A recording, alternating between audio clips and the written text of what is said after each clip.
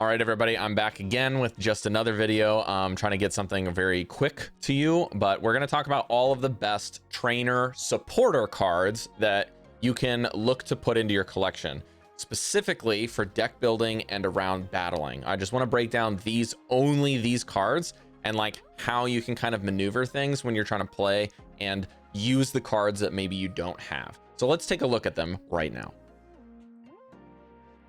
Here's my game. This is the wrong window. Here we go. All right. So in this one, I've shown all of the full art right here, but all of these have their simple versions here. Okay. So there are 1, 2, 3, 4, 5, 6, 7, 8 trainers that are qualified as supporter cards. All of the supporter cards can only be played once per turn. So if you have any of these trainers, any of these supporters rather, that you need to use during your deck in a given match, the best time to use them is every turn, with the exception of when you're going first or second, say, and you can't attack. Usually this is when you go first, you can't really attack on your first turn, but then for the rest of the match, you can attack. Generally speaking, that's true. Now, if it is your first turn and you can't attack, there's a reason. It's because when you go first, you can't generate any energy. But we're actually not going to start with Koga. We're going to start with Misty. Okay. Misty here actually can enable you to attack on turn 1 if she does everything correctly. Misty allows you to choose one of your water type Pokemon, so it can only be used in water decks, and begin to flip coins.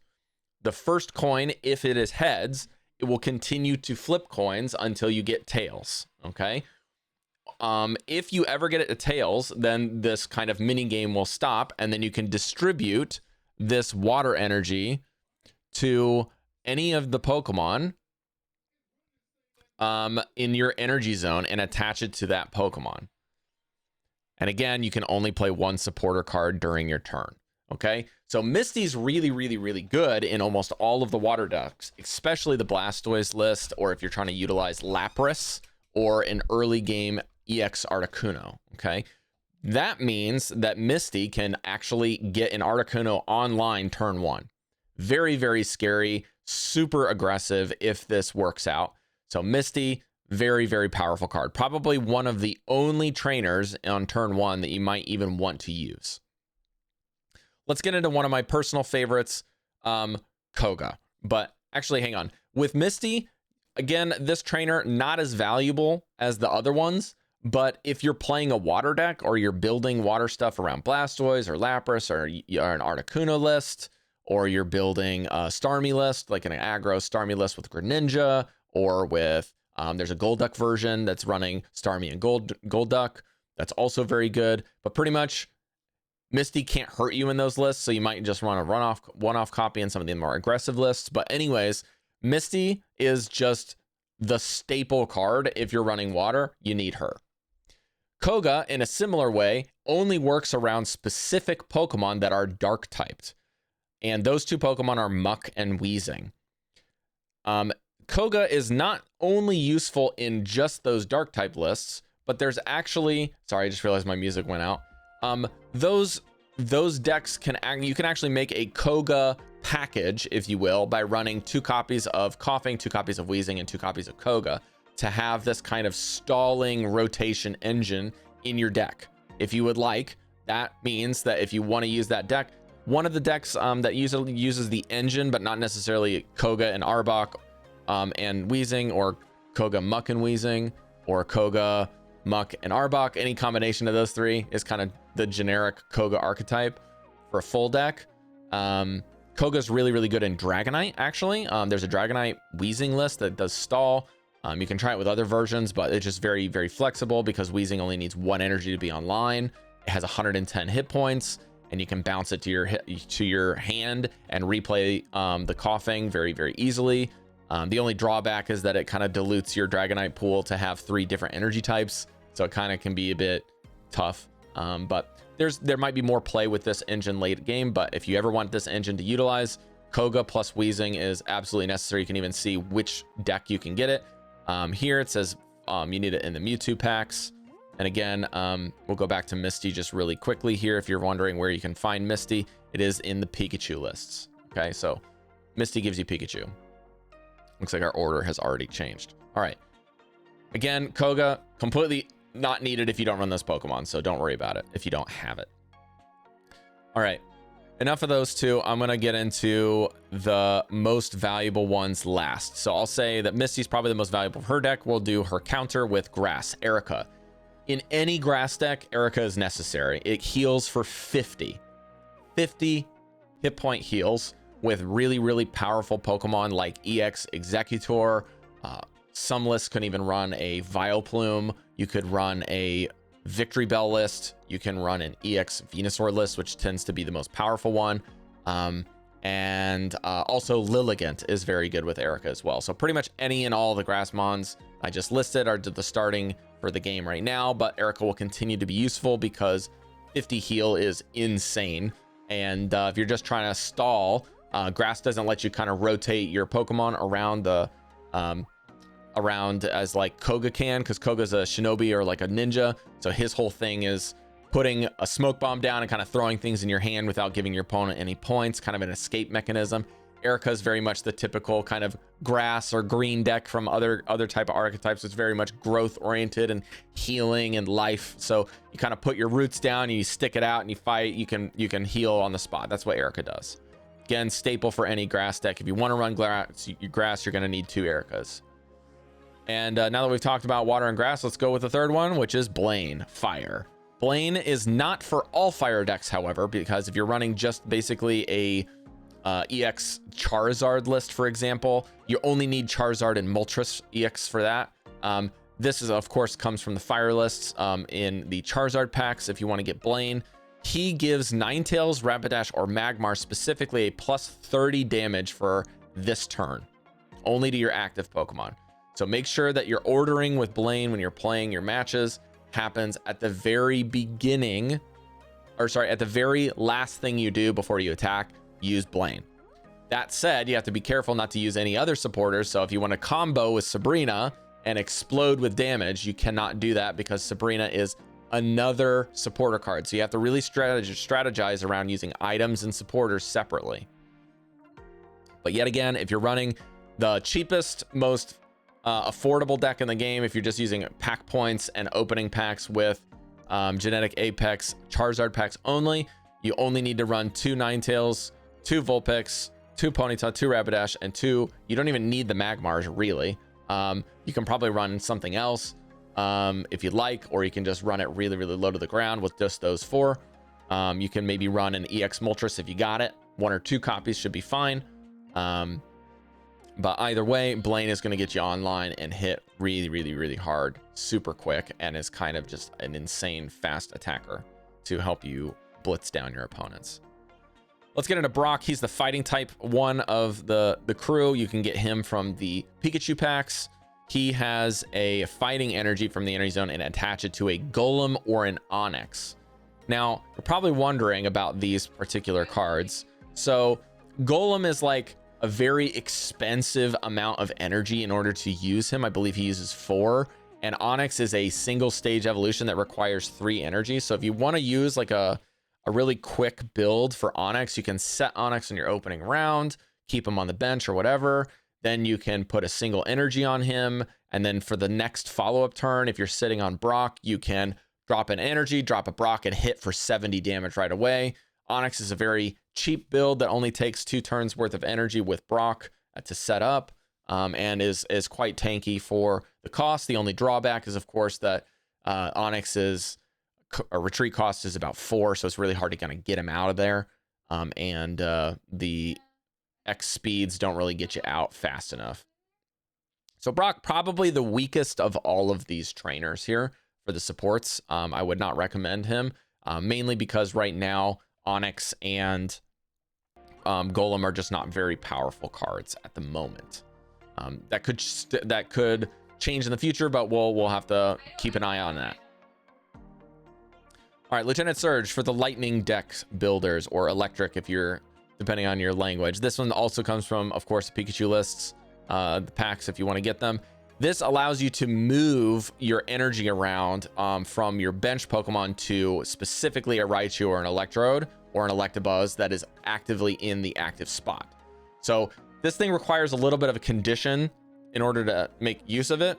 And the reason that this card is good in these decks is that Electrode has a very quick retreat cost. So it's easy to get in and out of your active spot, especially if you got X speed to make it 0. Or sorry, Electrode, I believe, is 0 at retreat cost, and Electabuzz, and Raichu benefits from discarding. It does 100 damage, but needs like 3 energy. You can combo Lieutenant Surge with Magneton because Magneton has an active thing to keep putting energy on itself each turn. So essentially, you can get 2 freebies on your Raichu each round. But if you want to stack for kind of a quick finish, Surge allows you to really do a quick finish. So you can basically use an Electrode strategy. You're hitting your opponent with Electrodes, and then after the Electrode kind of sets up, you can retreat it really quickly, throw in a Raichu that's already got an energy, pop a single energy, move your energy off of the Electrode to the Raichu, and bam, hit him for 100, and that's your finish. So it's a very not much of a good card when it comes to turn by turn strategies or kind of like cascading advantage, unless you want to run it with like a Zapdos. But Lieutenant Surge is protected against being abusive battle systems by making Zapdos too powerful, because it only works with Electrode, Raichu, and Electabuzz. So if you want to run an Electabuzz strategy because you like Electabuzz, sure, you can run this too. So again, probably Brock, Lieutenant Surge, probably the bottom of these supporters at the moment of usefulness. Blaine and Erica and Misty only usable in their specific archetypes, as is Koga. So they're kind of like what I would say is like your tier 2, but now we're going to get into our tier 1, the best trainer cards in the game. The second best card I would put in A tier is Giovani. Giovani is a surprise 10 damage to your active Pokemon this turn. Doesn't sound that powerful on paper, but a lot of Pokemon can really only deal like 90 damage or like 100 damage or sometimes like 70 damage. But with the weakness of plus 20, Giovani can push you over damage thresholds with 70 damage Pokemon. Like, let's say you're facing off against a Pikachu list and you have a Sandslash, and Sandslash gets the bonus 20 damage of weakness to the Pikachu. Then you can use Giovani to push that to 100 damage if you've got the Pikachu within 100 damage threshold, or a Raichu or whatever, and you can put them down and get those quick points. So Giovani gives you a little bit more reach, or depending on how you're trying to maneuver damage, it can just give you that little bit of boost to finish the game. Most decks will run at least 1 copy of this card, and I would say kind of with impunity. If you're not running a Giovani in a deck or battling at least 1 copy, then you probably built your deck wrong, unless it's like a very specific type of deck. And in the same similar light, we're going to get with Sabrina, who is regarded as an SS tier type trainer supporter card. This card is crazy. It is the best card in the video game, ladies and gentlemen. Sabrina is crazy. She allows you to switch your opponent's active Pokemon to just push it to the bench. The only drawback with this Pokemon is that your opponent gets to choose what comes to the active spot, but you are trying to push it to the back row in order to hit something else. So there is some strategy with this. Essentially, if you have enough damage to knock out within a certain damage threshold, let's say you've got a Pikachu with 2 Pokemon on the bench, that allows you to deal 60 damage. They've got only 60 health Pokemon sitting on the bench, and they've got, let's say, something that's like 80 plus, and you don't have any damage that you can push it over. So you hit Sabrina, you pull something from the bench, and you can hit it really quick and get a quick point. It's not always the most ideal strategy. It does actually have a lot more nuance, because sometimes you need to get damage on something in the active spot without throwing it in the back. But Sabrina can set up an entire win condition for you just by putting it in your deck and drawing it and using it at the right time to finish a game with it. Similar to Lieutenant Surge, similar to Misty, it can literally just win games. But the difference with Sabrina and all of the other cards is Sabrina is universally useful in any deck you may want to run, period. And again, if you're running any decks that are running at least 1 to 2 copies, I would say almost it's a safe bet to just assume Sabrina is essentially the same as card draw. If you got a Pokeball or supporter of Professor's Research, those are like auto includes in every deck. You can basically put Sabrina in there, start every deck with 6 cards, 2 Sabrinas, 2 Professor's Research, and 2 Pokeballs, period. That'll get you set.